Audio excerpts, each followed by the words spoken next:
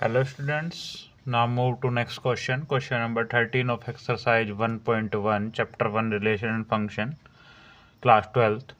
Read the question. First we read the question. So that the relation are defined in the set A of all polygons as R relation is equal to P1 P2 so that P1 and P2 have same number of sides is an equivalence relation. अभी केवल इतना करते हैं.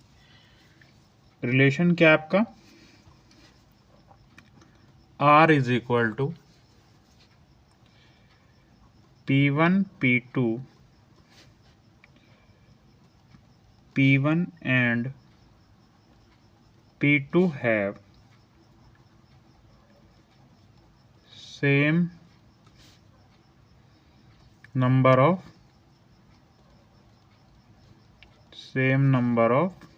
sides. ठीक है, ये आपका relation हो गया. सबसे पहले इसको रिफ्लेक्सिव चेक करेंगे.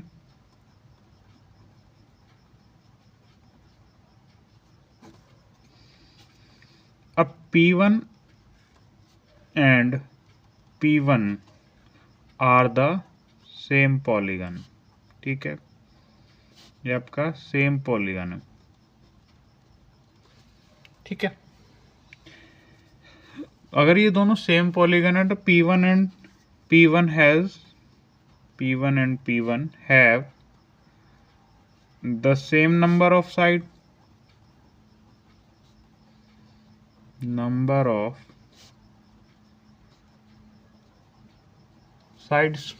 ठीक है,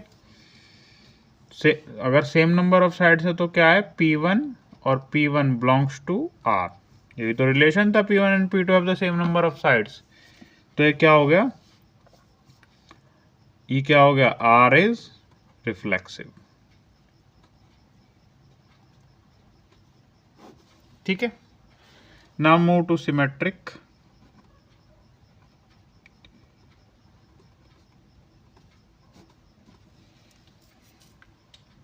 सिमेट्रिक के अंदर हम मूव करते हैं. रिलेशन क्या था हमारा? P1 and P2 have same number of sides.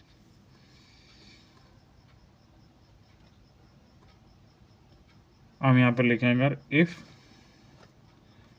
P1 and P2 have same number of sides. ये हमने लिख लिया.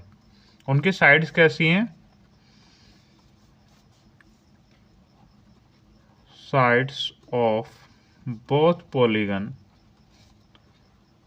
polygons are equal.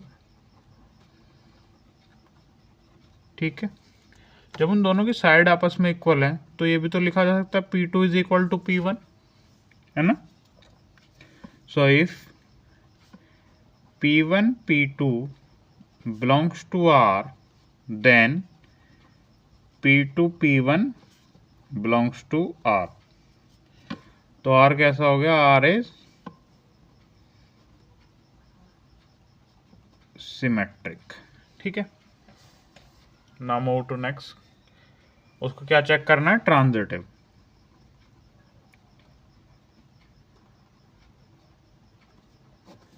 Transitive check करना है.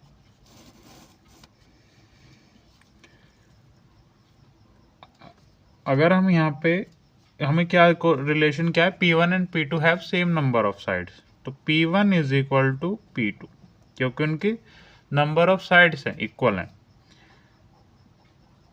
साइड्स, नंबर ऑफ साइड लिख लीजिए यहाँ भी ऊपर. नंबर ऑफ साइड्स, यहाँ भी number of sides of both polygons are equal. ठीक है, and P2 and P3 have same number of side. दोनों में नंबर ऑफ साइड्स कैसे हैं? इक्वल. तो जब P1 is equal to P2 और P2 is equal to P3 है तो क्या हो जाएगा? Then P1 is equal to P3. उनमें भी नंबर ऑफ साइड्स कैसी होंगी? इक्वल. ठीक है, if P1 P2 belongs to R and P2 P3 belongs to R, then P1 P3 also belongs to R। ठीक है, तो ये क्या हो गया, ये रिलेशन कैसा हो गया, R इज ट्रांजिटिव। ये रिलेशन कैसा हो गया, ट्रांजिटिव हो गया। और ये सिमेट्रिक भी प्रूफ हो गया, रिफ्लेक्सिव भी हो गया, ट्रांजिटिव भी हो गया। ठीक है, तो R is an equivalence relation. R क्या हो गया, इक्विवेलेंस रिलेशन हो गया।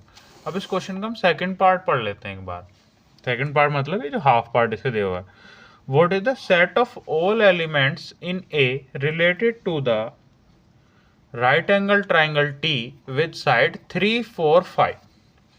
जो साइड है 3, 4, 5 उससे रिलेट करते हुए जो इसके एलिमेंट्स लिखने हैं हमको। ठीक है, वो हम लिखते हैं।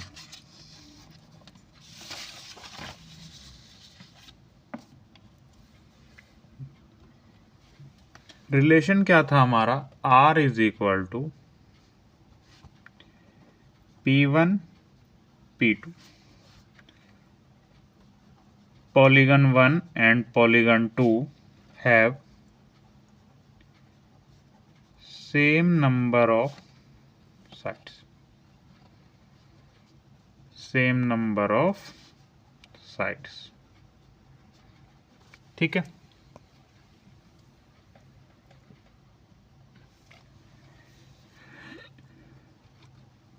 here P1 is equal to T। Polygon 1 को उस ट्राइंगल के इक्वल मान लिया जो साइड्स है। ठीक है, और P1 और P2 कैसे हैं आपस में, इक्वल है। P1 इक्वल टू P2 है, तो ट्राइंगल और पॉलीगन 2 क्या हो जाएंगे, आर इन रिलेशन आर।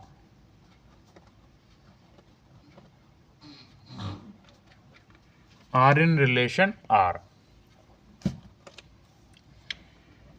और जब वो दोनों रिलेशन में, रिलेशन क्या है, P1 and P2 have same number of sides, तो T and P2 have same number of sides.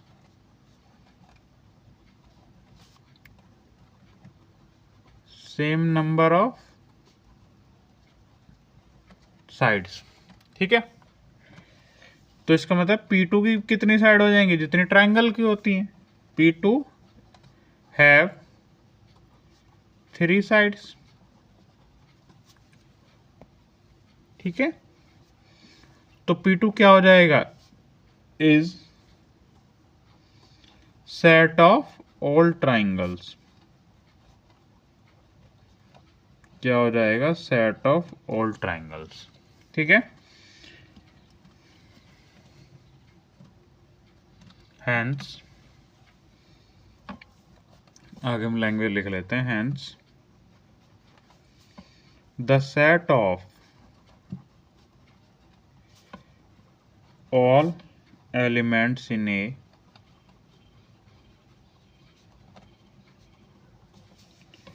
related to